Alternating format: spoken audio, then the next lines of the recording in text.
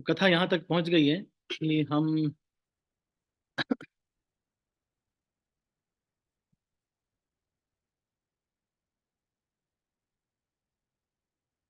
हमने ये देखा कि किस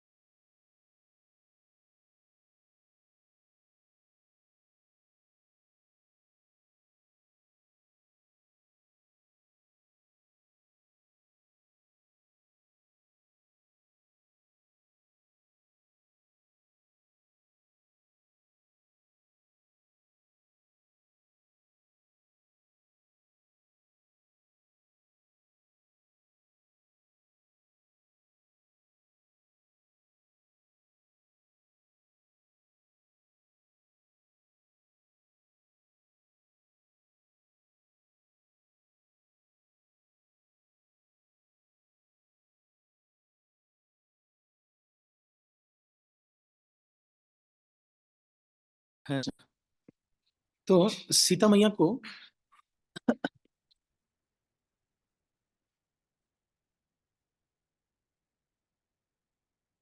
आ, सीता मैया को संकोच लग रहा है कि भगवान राम के चरण छुएं कि न छुएं। तो फिर किस तरह से ये हो रहा है। फिर उसके बाद विवाह हो जाता है और फिर आ, विवाह के बाद बारात किस तरह से आती है। आप देखते हैं कि दशरथ महाराज बारात लेके आते हैं और आते ही दशरथ महाराज जनक जी के चरण छू लेते हैं और कहते हैं कि दाता जो होता है वो, क्योंकि आप कन्या दान कर रहे हैं इसलिए दाता बड़ा होता है। फिर उसके बाद हम देखते हैं कि जो किस तरह से मांडवी और जो चारों भाइयों का भी वहीं पे विवाह हो जाता है। और श्रुत कीर्ति मांडवी इन सब का भी, और उर्मिला, इनका भी विवाह वहीं पर हो जाता है। फिर उसके बाद राम जी को शायद अपनी कथा बहुत अच्छी लगती है इसलिए आज मुझे याद भूल। पहली बार ऐसा हो रहा है कि स्क्रीन में राम जी है। तो फिर ये विवाह हो जाता है। बाराती लोग एक महीने तक वहीं पे रुके रहते हैं और आपस में इतनी दोस्ती हो जाती है कि बारात को जाने का मन ही नहीं हो रहा है। कोई जा ही नहीं रहे हैं लोग। फिर उस कुछ समय के बाद दोनों जो हैं सारे लोग पहुंचते हैं और किस तरह से नेक चार इत्यादि होता है। रास्ता रोका जाता है। आप यहाँ पे हमने देखा कि इस तरह से चारण भाट इत्यादि वो लोग भी रास्ता रोकते हैं। जो नाऊ होता है वो भी रास्ता रोकता है कि भाई हमें भी कुछ मिलना चाहिए। तो सबको गिफ्ट देते हुए राम जी चल रहे हैं। फिर उसके बाद हमने ये देखा कि किस तरह से बहुत दिन बीत जाते हैं। राम जी कुछ वर्ष और बड़े हो जाते हैं। फिर एक दिन शत्रुघ्न और भरत जब अपने मामा जी के वहां गए होते हैं, कैकेय प्रदेश उधर गए होते हैं, तो फिर जो अ,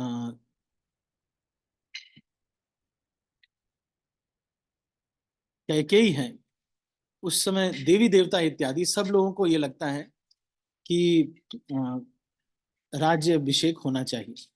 तो भगवान राम का राज्य अभिषेक करने के लिए दशरथ जी रेडी हो जाते हैं।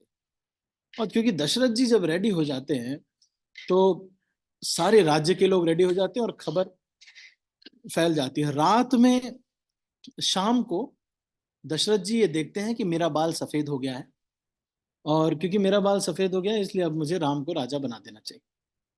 तो वो सुमंत से डिस्कस करते हैं और सब लोग तुरंत ही डिसाइड कर लेते हैं। शाम तक में डिसाइड हो जाता है और प्रिपरेशन स्टार्ट हो जाती है। वशिष्ठ जी सारी प्रिपरेशन स्टार्ट करवा देते हैं। तब तक शाम को ही देवी देवता जो होते हैं वो सब सोचते हैं कि अगर ऐसे राम जी का अभिषेक हो जाएगा तो फिर रावण को कौन मारेगा।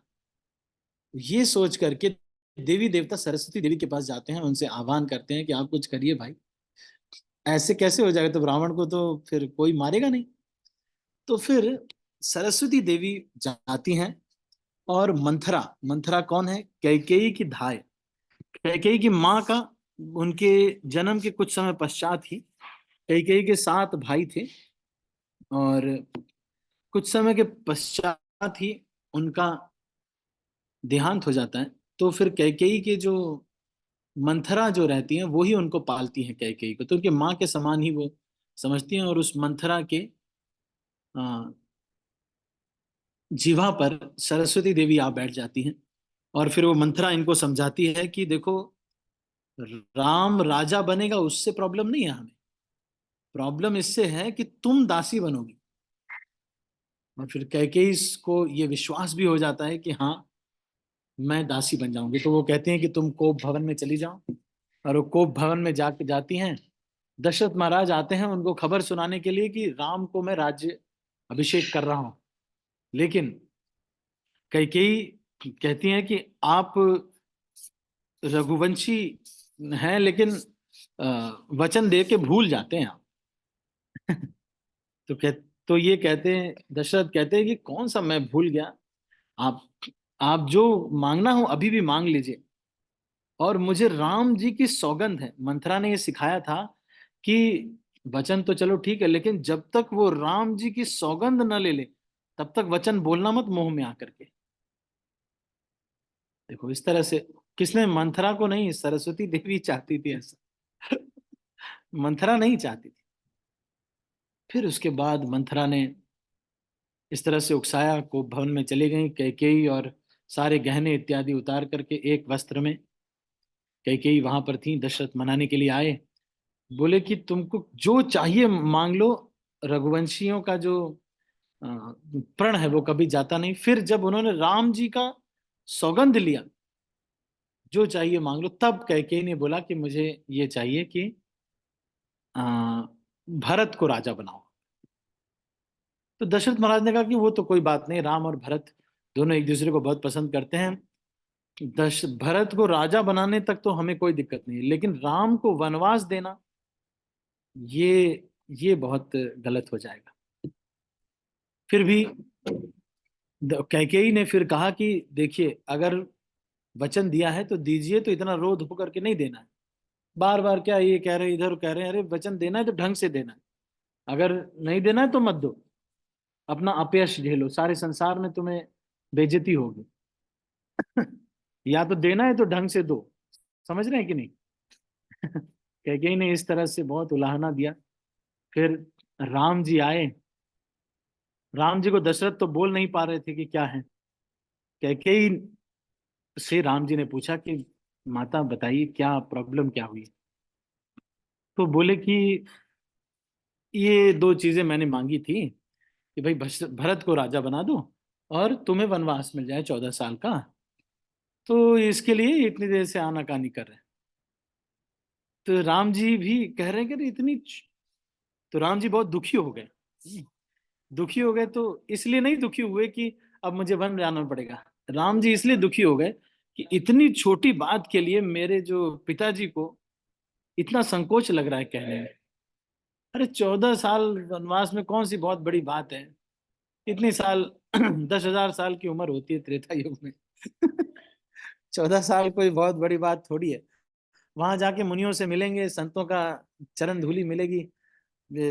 ये सोच करके राम जी एकदम खुश हैं। हम्म। और कह रहे इतनी छोटी, मुझे तो इस बात की का दुख है कि इतनी छोटी बात के लिए, मतलब इतनी छोटी सी चीज के लिए बस थोड़े दिन वहां जाना, भरत राजा बन गए, कौन सी बहुत बड़ी बात है। तो उतनी छोटी सी बात के लिए मेरे पिताजी मेरे से संकोच कर रहे हैं, ये मेरे लिए बहुत बड़ी बात। फिर उसके बाद राम जी गए कौशल्या के पास, कौशल्या से कहते हैं कि अ, माता मैं आपको बहुत ही खुशखबरी सुनाना चाहता हूँ। तो कौशल्या सोचती है कि क्या वही खुशखबरी सुनाएंगे कि राज्याभिषेक हो रहा है। तो उन्होंने कहा कि पिताजी ने आज मुझे जंगल का राजा बना दिया। पिता दीन मोहि कानन राज। भगवान राम कितनी मर्यादा का पालन कर रहे हैं। देखिए, माता पिता से कभी भी इस तरह से बात ही नहीं करनी चाहिए। लेकिन भगवान कृष्ण त्रेता युग के बाद द्वापर युग में आए तो बोले ऐसा हो नहीं पाएगा। तुम मर्यादा अगर पालन करते रहोगे तो युद्ध वुद्ध कुछ नहीं ठीक हो नहीं पाएगा। तो भगवान कृष्ण ने करके फिर थोड़ा पॉलिटिक्स किया। हम्म। और आजकल कलयुग में तो कभी कभी ऐसा लगता है कि I don't like politics but politics likes me. I can't avoid it.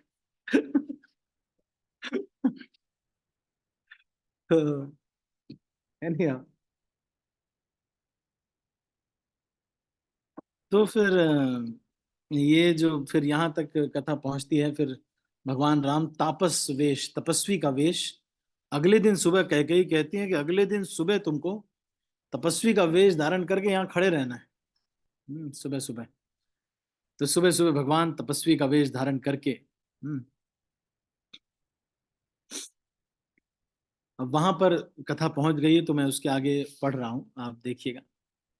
जो केवल पितु आय सुताता, तो जनि जाहु जनि बड़ी माता।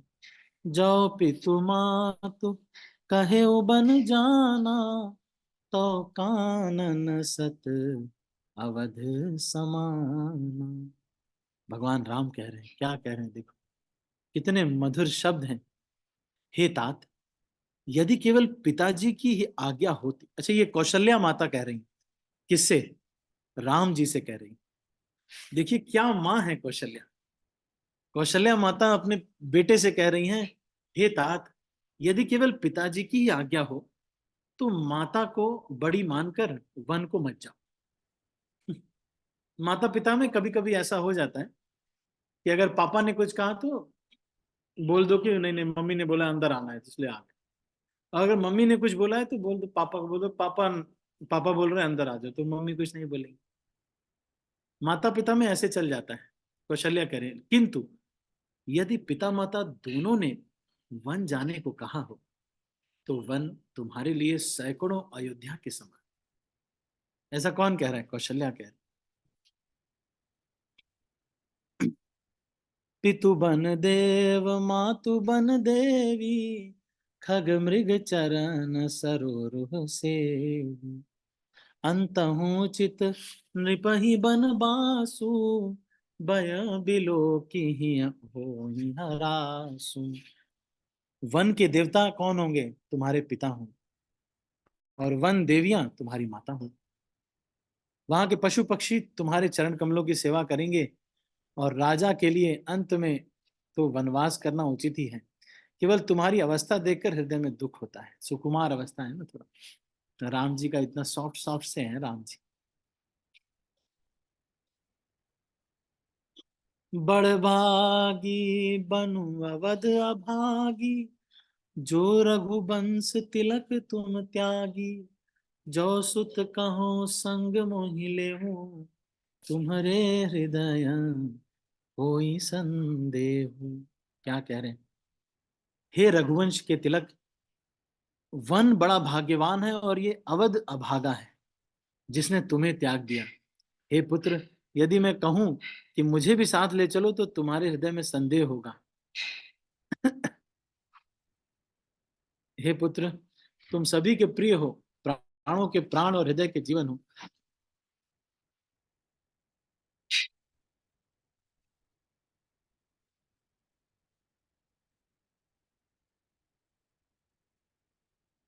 देखो कौशल्या कितनी महान है कि कैकेयी ने कुछ कहा है उसको माँ की ही आज्ञा बता दी। कितनी महान है कौशल्या। वो एक गाना बजता है ना कि वो त्याग भरत जैसा, हम्म, कौशल्या सिमाई हो, ठाकुर तुम जैसा मेरा रघुराई हो। इतने बात तो सही। तो ठाकुर अगर राम जी जैसे हो तब तो चलेगा। राम जी जो कि सबरी के बेर खा रहे हैं और उसमें कोई संकोच नहीं कर रहे हैं, इतनी बार तारीफ कर रहे हैं, सच में दोष नहीं देखने वाला व्यक्ति कितना बड़ा।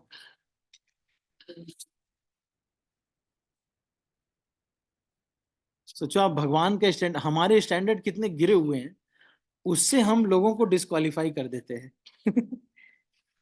भगवान के राम के स्टैंडर्ड्स तो कितने ज्यादा ऊंचे होंगे, लेकिन भगवान किसी का दोष नहीं देख।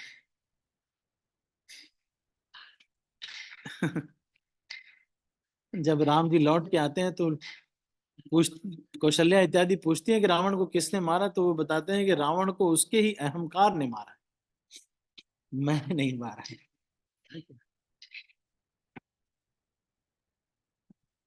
तो इस तरह से कौशल्या की ये संवाद जो है, कभी अलग से इस पे चर्चा करेंगे, 2-4 दिन इसी पे ही चर्चा किया जा सकता है कि कौशल्या ने अपने बेटे को कहा क्या। माँ का देखिए आशीर्वाद, इस संसार में सच में दोष देख करके बहुत सारा कुछ करके किया तो जा सकता है, और कौन है इस संसार में जिसके अंदर दोष नहीं है। अगर खोजने को निकलेंगे तो क्या कमी नहीं है किसी के। हाँ, अब ये अलग बात है कि अगर आप बिजनेस कर रहे हैं तब आपको नहीं, where it is business make it friendship, where it is friendship make it business. अगर आपको धोखा नहीं खाना है तो जहां पे भी फ्रेंडशिप है, तो दोस्ती यारी में कई बार लोग चलो चलो हो जाएगा, चलो चलो, नहीं, उसको पूरा एकदम बिजनेस बनाइए। उसको बिजनेस बनाने का मतलब उसको बिल्कुल टर्म्स एंड कंडीशंस एकदम क्लियर रख लीजिए। दोस्ती में कई बार बहुत सारी चीजें क्लियर नहीं होने की वजह से मिसअंडरस्टैंडिंग बड़ी हो जाती। तो where it is friendship make it business, and where it is business make it friendship. और अगर के बिजनेस है किसी से, तो उसके थोड़ा जाइए, उसके घर जाइए, दोस्ती यारी कीजिए। आप ही के घर से सामान लेगा, चाहे 10 रुपए महंगा ही क्यों ना। Where it is business make it friendship. पर अगर दोस्ती है, रिश्तेदारी है, कुछ भी है, पहले से ही सब clear clear terms and condition बना के रखो, एकदम क्लियर रख लो। भाई देखो, हम लोग जा रहे हैं, दोस्त लोग कई बार बोल देते हैं ना, क्या बोल देते हैं, तो ऐसे बोल देते हैं कि ठीक है, चलो चलो चलते हैं, पार्टी मेरी तरफ से पार्टी, और उसमें फिर बाद में ये बताते हैं कि नहीं, अपना अपना ट्रेन का किराया तो अपना अपना देना पड़ेगा। तो पहले से ही क्लियर कर लेना चाहिए, मजाक मजाक में क्या बोल देना चाहिए, चलो ऐसा करेंगे, सब लोग अपना जो है अपनी जो सवारी होगी वो तो खुद ही करनी पड़ेगी, है कि नहीं, वो तो खुद ही करनी पड़ेगी आपको, है ना। इस तरह से टर्म्स एंड कंडीशन मजाक मजाक में सारी एकदम क्लैरिफाई कर लेनी चाहिए। रिश्तेदारी में भी टर्म्स एंड कंडीशन बिल्कुल क्लैरिफाई कर लेनी चाहिए। उसके बाद फिर थोड़ा दान करना चाहिए। कौन कहते हैं, हमारे महात्मा प्रभु ये कह रहे थे। एक बार मैंने बोला कि महाराज प्रभु जी, ऐसे हो जाता है कभी कभी, भक्तों के बीच में कई बार बहुत दोस्ती आ रही होती है, और एकाएक से फिर संबंध खराब हो जाते हैं। वो इसीलिए होते हैं कि हमने अपनी दोस्ती को बिजनेस नहीं बनाया, और बिजनेस को दोस्ती नहीं बनाई।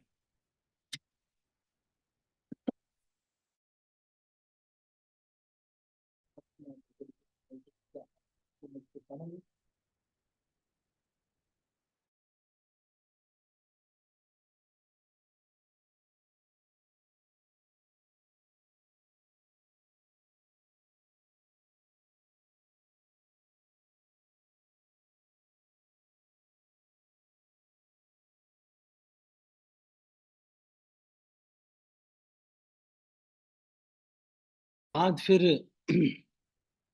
सुमित्रा, किस तरह से सुमित्रा और लक्ष्मण का संवाद होता है। सुमित्रा लक्ष्मण के पास जब जाती हैं तो सुमित्रा से जब लक्ष्मण पूछने आते हैं तो सुमित्रा ये कहती हैं कि अरे इसमें पूछने की कौन सी बात है, आज ही आज ही मैं इससे पहले युवती थी, अब मैं पुत्रवती हो गई, क्योंकि मेरा बेटा आज भगवान की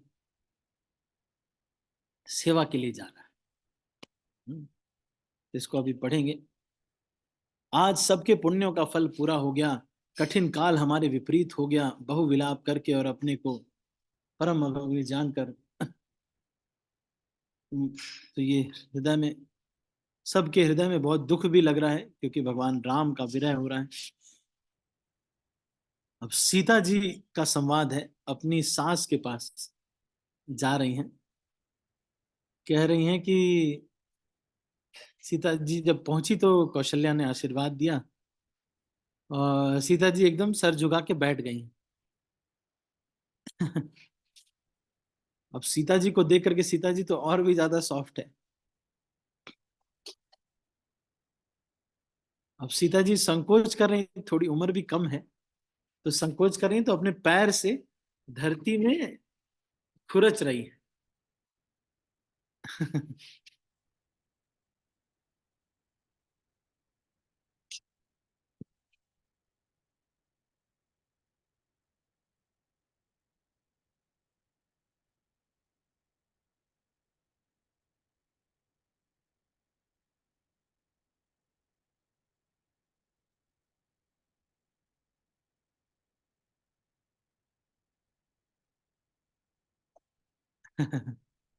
तो फिर सीता जी को कौशल्या कह रही हैं कि ये जो सीता है, इसने आज तक पलंग, गोद और आ, पालकी छोड़कर कभी पृथ्वी पर बैठी नहीं है। वाह, इतनी कोमल है ये सीता। पलंग के ऊपर या तो बैठी है, या तो किसी की गोद में बैठी है अपने पिता माता के, या फिर पालकी में बैठी है। ये सीता को कैसे वनवास लेके जाएंगे, हैं? मैं तो सीता, अब देखिए सीता मैया को काम, सारी सास लोग सुन लें। कभी दीपक की बत्ती भी हटाने के लिए सीता जी को नहीं कहा गया। दीपक जो जलता रहता है, सीता जी को कभी कहा नहीं कि उसको तुम हटा दो। अब वो सीता कह रही है कि तू वन में जाना है।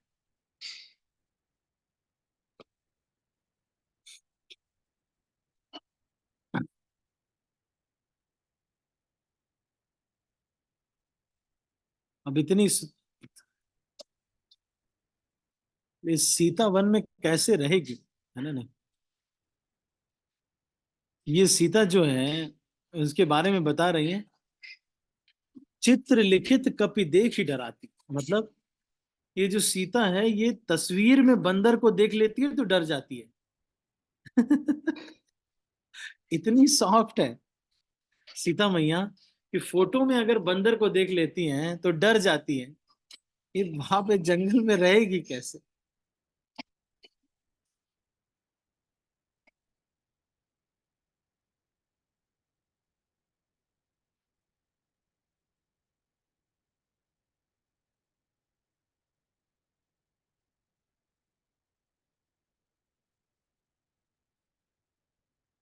अब राम जी ने जब इस तरह से रिक्वेस्ट सुनी कौशल्या मैया की, तो उन्होंने सीता को समझाया कि देखो बात सही है, वनवास मुझे मिला है, तुमको नहीं मिला है। तुम यहाँ रहो, माता पिता की सेवा करना भी एक बहुत बड़ा कर्तव्य है कि नहीं? और वहाँ जंगल में बहुत धूप होती है। बहुत, तुमने तो देखा नहीं धूप क्या होती है। बहुत धूप होती है वहां पे। और कंकड़ पत्थर होते हैं, उसमें कांटे भी होते हैं। तुमको तो पता नहीं कांटे क्या होते हैं। तो इसलिए वहां बहुत कष्ट होगा तुमको, है ना? नहीं। यहाँ अब कह रही हैं कि आदर पूर्वक सास ससुर के चरणों की पूजा करने से बेहतर और कोई धर्म ही नहीं है। जब जब माता माता मुझे याद करेंगी, प्रेम से व्याकुल होने के कारण उनकी बुद्धि भोली हो जाएगी, तो वो तुम्हें आलिंगन कर लेंगी, है ना? नहीं, तो इससे उनका जो है मन थोड़ा ढांढस बंधा रहेगा।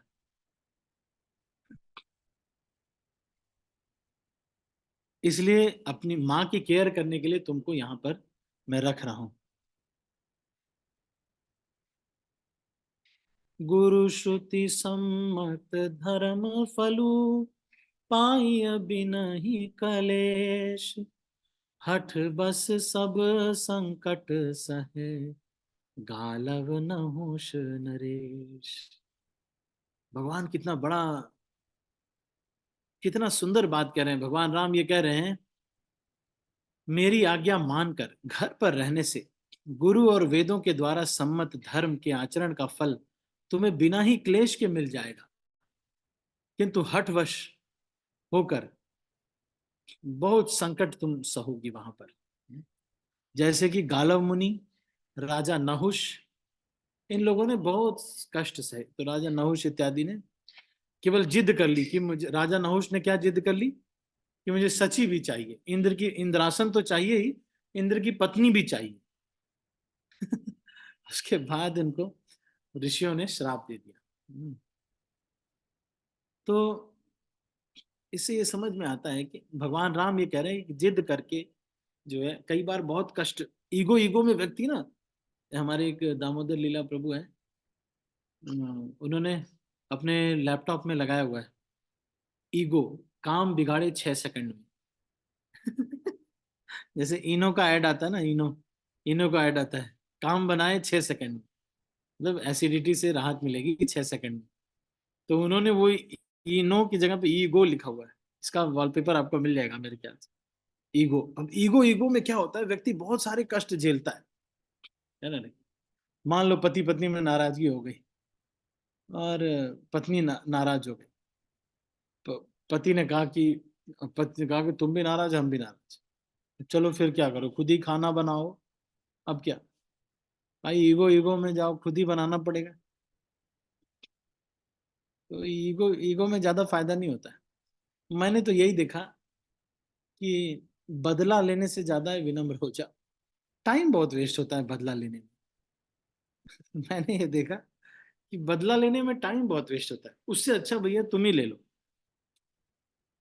नहीं तो इसलिए मैं तो नहीं लेता बदला। पर हाँ, कुछ लोगों के आचरण अच्छे नहीं रहते, तो मैं, अगर अभी मेरे अंदर इतना आया है कि मैं ऊपर से तो सह लेता हूँ, लेकिन मन में मेरे रहता है नहीं नहीं, गलत है ये व्यक्ति। धीरे धीरे उसको इस लेवल पे लाना है कि नहीं, ये सही है व्यक्ति, हम ही गलत है।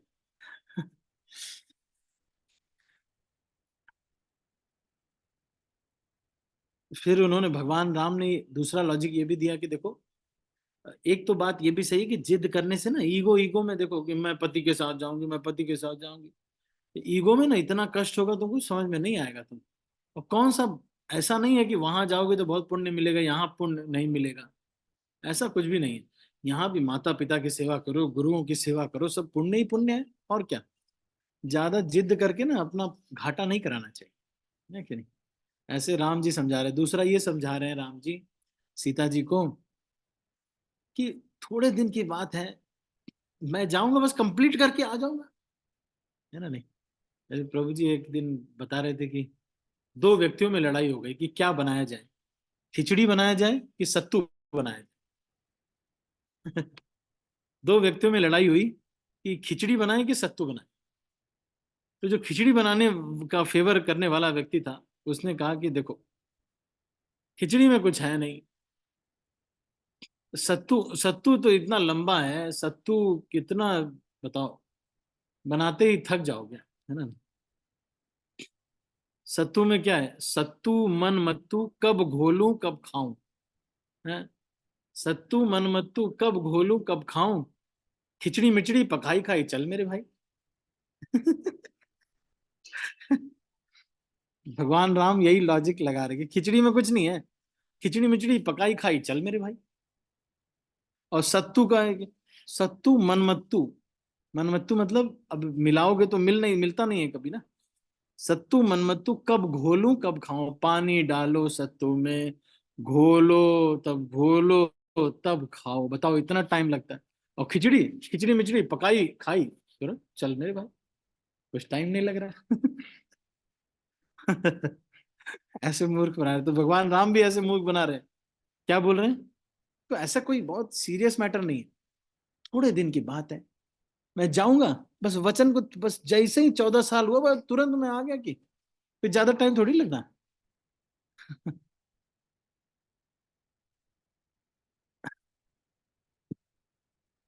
अब भगवान उनको डरा रहे, छोटी है ना अभी, जैसे सीता मैया ज्यादा बड़ी नहीं है, 9 साल की थी तब शादी हो गई थी।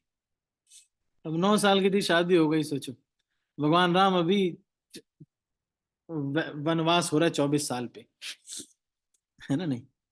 तो अब सोचो उस समय वो भी 13 साल के थे, बहुत समय बीत गया है ना नहीं? लेकिन छोटी सी है, ज्यादा उम्र नहीं अभी क्या है। तो भगवान राम अब उनको डरा रहे हैं, पता है तुमको? जंगल में बहुत धूप होती है, एकदम ठंड होती है, बारिश होती है, इतना पानी गिरता है कि ठंड एकदम, बहुत जोर से हवा चलती है, पता है? वो जूते भी नहीं होंगे, पैदल चलना पड़ेगा, कांटे, इतने बड़े बड़े कांटे। भगवान राम बोल रहे हैं, कुस कंटक मंग काकर नाना, चलब पया देहि बिनु पद त्राण। पद त्राणा मतलब जूता, संस्कृत में जूते को पद त्राण बोलते हैं। तो कह रहे कि जूते भी नहीं होंगे, इतने बड़े बड़े, और कांकड़, इतने सारे कंकड़ होंगे कि तुम कभी देखी भी नहीं होगी, इतने कंकड़ होते। पता है रास्ते में इतने बड़े बड़े कंकड़ होंगे, कांटे होंगे, चल पाओगी? सोचो, पूरा खून खून हो जाएगा है।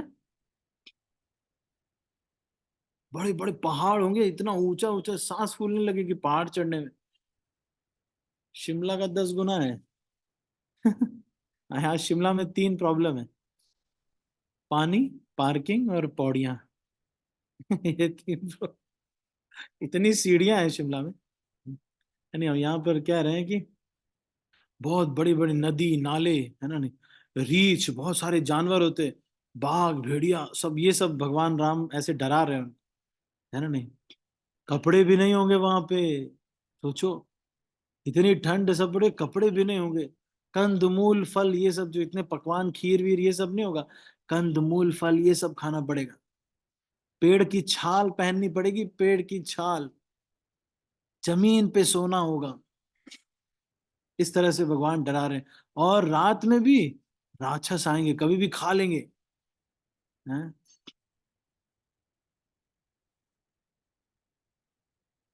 बहुत विपत्ति बखान नहीं की जा सकती। विपिन विपत्ति न जाई बखानी। कह रहे हैं कि वहां पर बहुत प्रॉब्लम होगी, सांप बिच्छी सब बहुत सारे होंगे, है ना? इसलिए तुम यही रहो, समझी कि नहीं? हम भगवान के शब्द सुन करके सीता मैया को ऐसे लगा जैसे,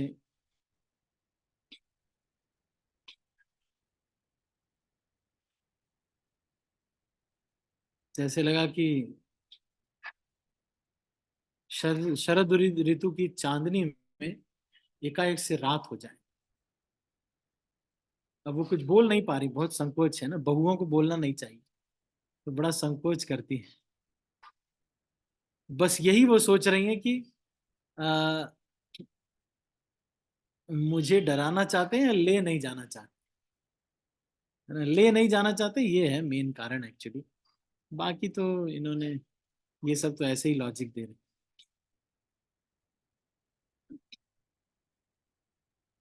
अब सीता मैया तो राम जी को तो कुछ कह नहीं पा रही है, सासू माँ का पैर पकड़ लिया और बोली कि मेरे जो पति हैं वो सही ही बोल रहे होंगे, क्योंकि मुझसे प्रेम करते हैं, तो इसलिए अब सीता मैया बहुत ही सुंदर ज्ञान दे रही हैं, सारी बहुओं के लिए ज्ञान दे रही हैं। जहाँ लगी नाथ नेहरू नाते, पिय बिनु तियहि तरनि होते ताते। तनु धनु धाम धरनी पुर राजू, पति विहीन सब शोक समाजू। कह रहे हैं कि पति के बिना स्त्री के लिए सब शोक का समाज है।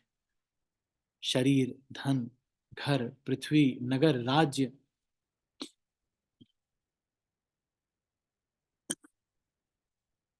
सारे स्नेह नाते जितने भी हैं, ये सब पति की वजह से ही तो हैं।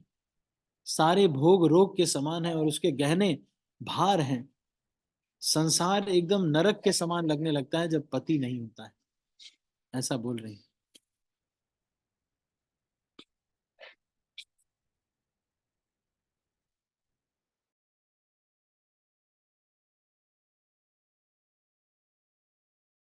ऐसी अनाथ पुरुष बिनु नारी, नाथ सकल सुख साथ तुम्हारे, शरद विमल विधु बदन।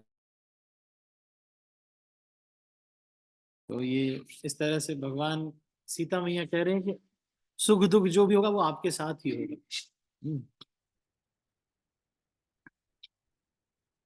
और मैं आराम से कंदमूल फल खा लूंगी, कोई दिक्कत नहीं है। और मैं पहाड़ को ही राजमहल समझूंगा। हम्म। समझूंगी, है ना? नहीं, इस तरह से सीता मैया जो है, मेरे ऊपर कृपा कीजिए, इस तरह से कह रही हैं।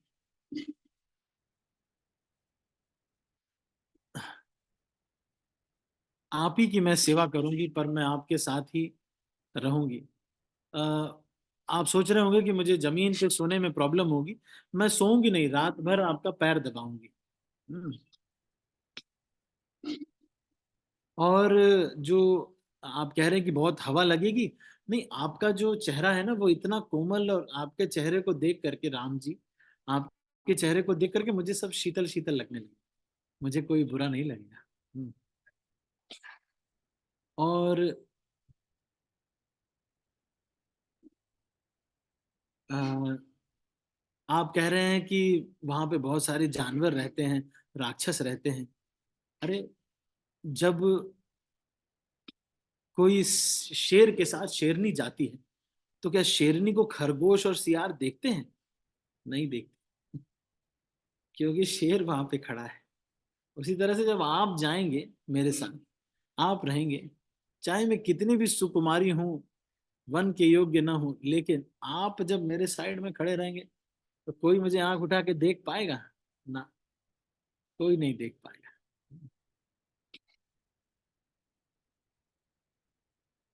देखिए, सीता जी हर चीज का उत्तर दे रही है ना? नहीं, अब राम जी को समझ में आ गया कि ये ना, ये नहीं मानेंगे। अब दोनों ने पैर छुआ, और फिर तपस्वी का वेश धारण करके वहां से चल दी।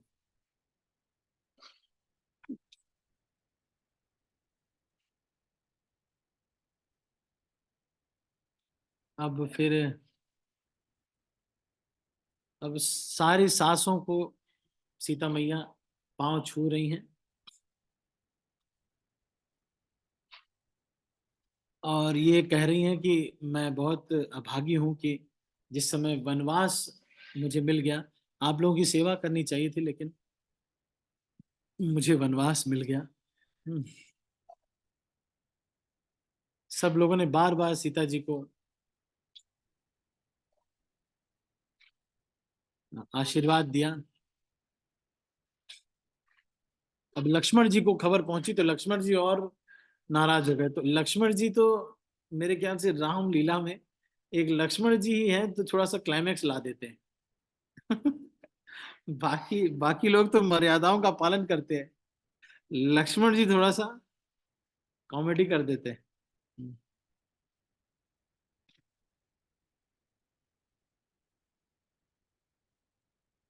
लक्ष्मण जी सोच रहे हैं, अरे मुझे बोला क्यों नहीं राम जी ने चलने के लिए? जंगल में जा रहे तो बोला नहीं मुझे, हैं? सब जगह जाते, क्रिकेट भी खेलने जाते, सब जगह साथ में लेके जाते। लक्ष्मण जी अगर चोर सिपाही भी खेल रहे हैं, तो लक्ष्मण जी अगर राम जी सिपाही है तो लक्ष्मण जी भी सिपाही ही बनते, कभी चोर नहीं बने। अगर राम चोर बन रहे हैं चोर सिपाही में, तो लक्ष्मण भी चोर ही बनते, सिपाही वाले हिसाब उसमें नहीं जाना। कभी भी टीम टीम अलग टीम में गई नहीं। राम राम जी के। और आज जो है, जब एकदम वनवास हो रहा है, तब हमको अलग कर बोला भी नहीं एक बार भी, है?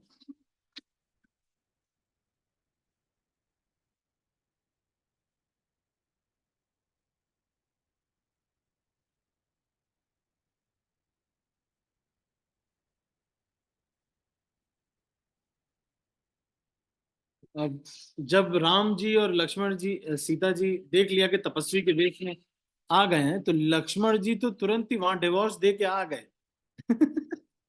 वहां सबको बोल दिया कि जा रहा हूँ, हो गया, मैं जा रहा हूँ, है ना। नहीं, अब इन्होंने देखा कि ये भी तपस्वी वेश में आ गए, और तपस्वी वेश में अब आ गए हमारे साथ, कुछ पूछा नहीं। राम राम जी तो पूछने वूछने के लिए गए थे। लक्ष्मण जी को लगा कि इन लोगों से क्या पूछा, मेन तो राम जी है। इस तरह से बोलने लगे। अब राम जी ने उनको कोने में ले जा करके समझाया, तुम जानते हो यहाँ मैं नहीं रहूंगा, ज्यादा प्रेम से अधीर मत हो, वहां बहुत दिक्कत होगी, है। तुम यहाँ पे, मैं नहीं रहूंगा यहाँ पे, कौन सेवा करेगा सबकी। माता पिता गुरु इन लोगों की सेवा करनी चाहिए। राम जी हमेशा भगवान की सेवा के लिए इन सब कर्तव्यों को छोड़ दोगे क्या तुम? माता पिता की भी तो सेवा है कि नहीं? और इन लोगों की सेवा करके ही तो होता है। मेरी सेवा के लिए तुम छोड़ दे रहे हो सब कुछ, इससे अपयश लगेगा, पुण्य नहीं है, पाप है ये। भगवान उनको बता रहे हैं, किसको? शत्रुघ्न जी को। तुम माता पिता की सेवा करो।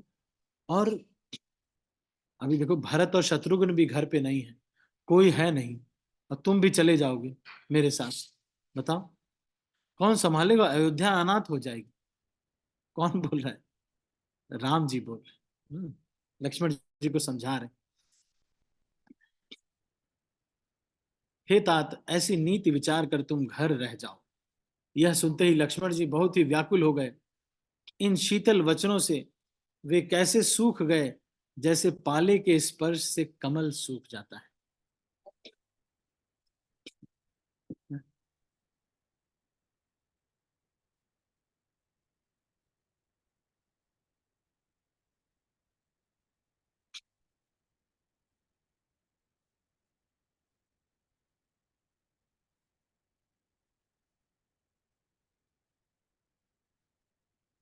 लक्ष्मण जी ने कहा कि मैं आपके अलावा माता पिता, इन लोग गुरु, किसी को भी जानता नहीं हूं, मैं पहचानता नहीं इन लोग। लक्ष्मण जी तो कहे कि मैं तो जानता ही नहीं, मेरे तो सब कुछ आप ही हैं।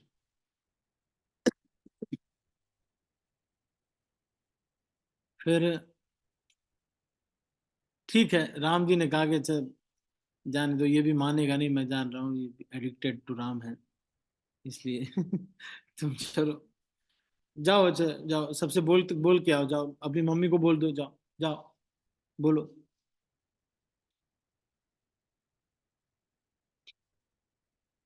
अब लक्ष्मण जी गए, सुमित्रा के पास गए, माता के चरण छुए, और उसके बाद फिर आ, माता ने देखा कि लक्ष्मण जी बहुत उदास है।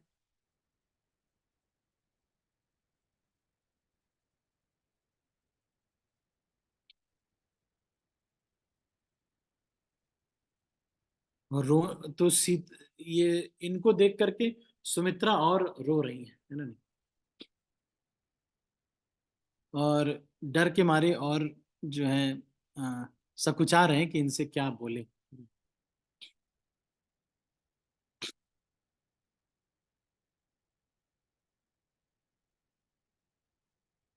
उन्होंने फिर धैर्य धारण किया। सुमित्रा जी बोली, हे तात, जानकी जी ही तुम्हारी माता है, और सब प्रकार से स्नेह करने वाले श्री रामचंद्र जी तुम्हारे पिता हैं। राम जी का निवास हो वहीं अयोध्या है। ये क्या कह रहे हैं? अवध तहाँ जहाँ राम निवासु, तहाँ दिवसु जहाँ भानु प्रकाश। जो पैसिय राम बन जाही, अवध तुम्हार काजू कछु नाही। सुमित्रा देखिए कितना बड़ा कह रही हैं कि अवध तहाँ जहां राम निवास हो, जहां पे राम रहते हैं वही अयोध्या है। अयोध्या में राम नहीं है, राम जहां रहते हैं वहां अयोध्या रहती है। लोग सोचते हैं कि अयोध्या का मंदिर तोड़ दिया, राम तो सबके दिल में बसते हैं। जिस जिस दिल में बसते हैं वो दिल अयोध्या है। हम्म। नाहम तिष्ठामि वैकुंठे योगिनाम हृदयेषु वा यत्र गायन्ति मद्भक्ता तष्ठ तत्र तिष्ठामि नारद। इसलिए तो राम जी को अपनी कथा बहुत अच्छी लगती है कि जहां कथा हो रही है वहां वास्तव में भगवान राम की प्राण प्रतिष्ठा हुई है। प्राण प्रतिष्ठा भगवान के भक्त के हृदय में होती है, वो है उसकी वास्तविक प्राण प्रतिष्ठा। तहाँ ही दिवस जहां भानु प्रकाश, कह रही है कि जहां पे सूरज होता है वहां ना दिन होता है, कि दिन होता है और सूरज बाद में आते हैं। बताओ, दिन डिसाइड कर लिया हमने, अब दिन होगा, सूरज आते, 1 मिनट रुको रुको मैं पहुंच रहा हूँ, 1 मिनट आ रहा हूं मैं, हाँ अब दिन हुआ। ऐसा नहीं होता भाई। जहां सूरज अगर नहीं आ रहे हैं तो दिन नहीं है, सूरज आए तो दिन है। इसलिए अवध तहां जहां राम निवास, जौ पे इसलिए शिला प्रभुपाद ने एक बार कहा कि मुझे यही मैनहट्टन बिल्डिंग जो है इसी के ऊपर ही मेरी कब्र बना देना। यहीं दफना देना मुझे, क्यों? I want to die preaching, है कि नहीं? शिला प्रभुपाद, तो शिला प्रभुपाद को ये इच्छा नहीं थी कि हमारे भक्ति भक्ति तीर्थ स्वामी महाराज, जब उनको कहा गया कि आप वृंदावन में चलिए, वृंदावन में डेथ होगी आपकी, ठीक रहेगा, तो भक्ति तीर्थ महाराज ने कहा कि नहीं, ये गीता नगरी इज वृंदावन, जहां भगवान के भक्त भगवान के नाम का कीर्तन कर रहे हैं, प्रचार कर रहे हैं, भगवान का भजन कर रहे हैं, वही वृंदावन।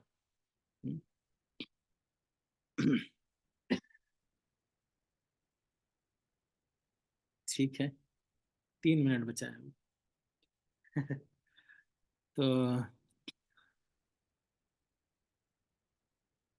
कह रहे हैं कि जगत में जहां तक पूजनीय और परम प्रिय लोग हैं वे सब राम जी के नाते से ही हैं। हृदय में ऐसा जानकर हे तात उनके साथ बन जाओ और जगत में जीने का लाभ उठाओ। तुम वास्तविक, आज तुम जो है तुम वास्तविक जीवन जी रहे हो, राम को तुम की सेवा में तुम जा रहे हो। अब ये वो श्लोक आता है जो मैं आपको बता रहा था ना, नहीं?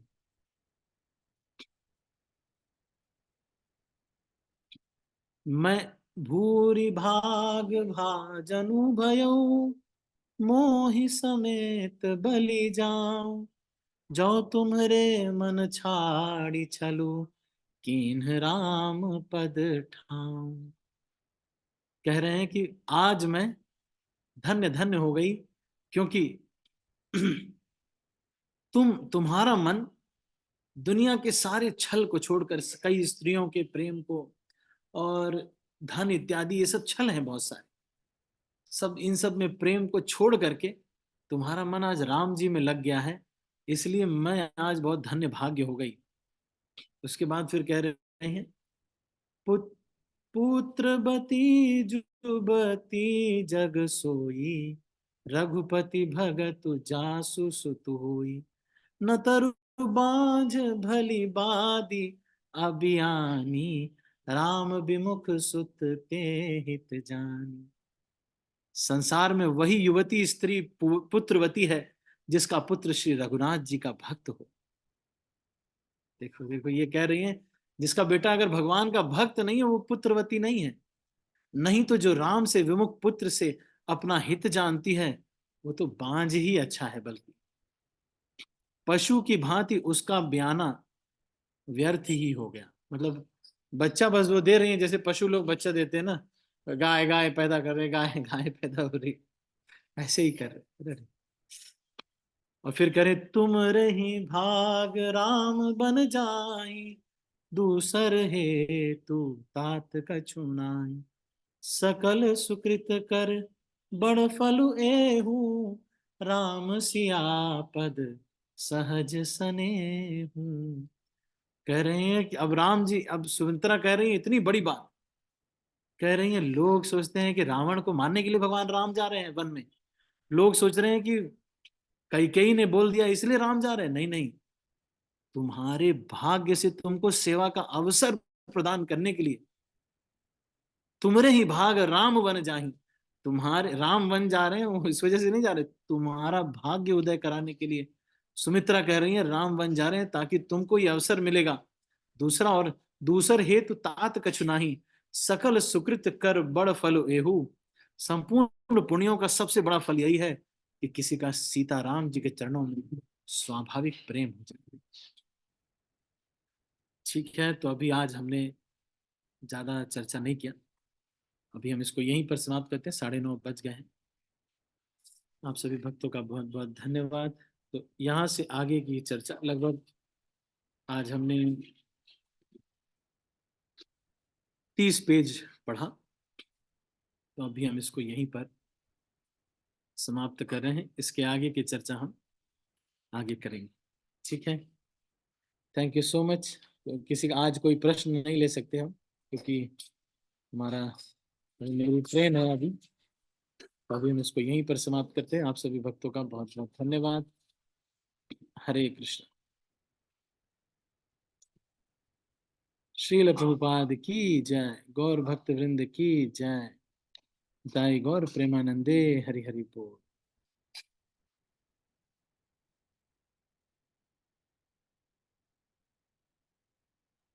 ठीक है, तो मैं सबको अनम्यूट कर रहा हूँ और फिर इस मीटिंग को क्लोज कर रहा हूँ। हरे कृष्ण।